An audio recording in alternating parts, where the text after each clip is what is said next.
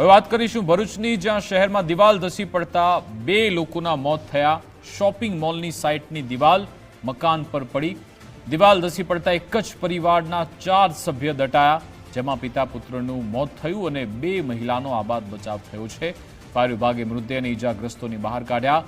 આલી માતરિયા તળાવ વિસ્તારમાં આ બનાવ બન્યો હતો। બિલ્ડરની ઓફિસે સહાયને લઈ હવે લોકોએ હોબાળો પણ મચાવ્યો હતો। 60 લાખ ન આપો તો મૃતદેહ નહીં સ્વીકારીએ તેવી વાત કરવામાં આવી હતી।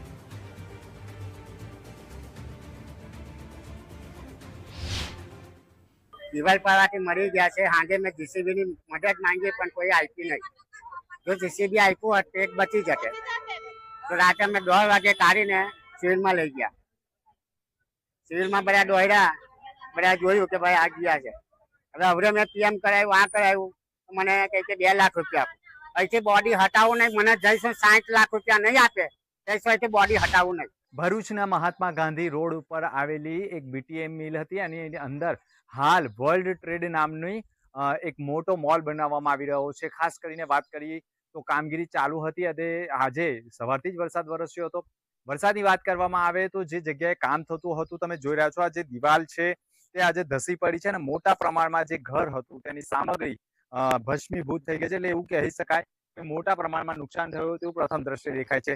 હજુ આગળ પાછળ આજુબાજુની આ જે દિવાલ છે, જે જર્જરી દિવાલ છે, તેની આજુબાજુ ઘણા લગભગ 15 જેટલા મકાન હોય તેવું માનવામાં આવે છે। પરંતુ અહીંયા બિલ્ડરની ભૂલ એટલા માટે કહેવાય કે આ જે દિવાલ બનાવવામાં આવેલી છે તેની નીચેથી તેમણે પાયા નોંધવાના હોય છે, પાયા નાખવાના હોય છે, પરંતુ ઉપરથી દિવાલ ઊભી કરવાના કારણે આજે વરસાદના કારણે માટીનું ભારણ વધવાના કારણે મકાનની સાઈડ ઉપર દિવાલ ધસી પડી છે અને જેના કારણે મોટું નુકસાન થયું છે। સાથે સાથે મકાનમાં રહેતા 2 લોકોના મોત થઈ ગયા છે।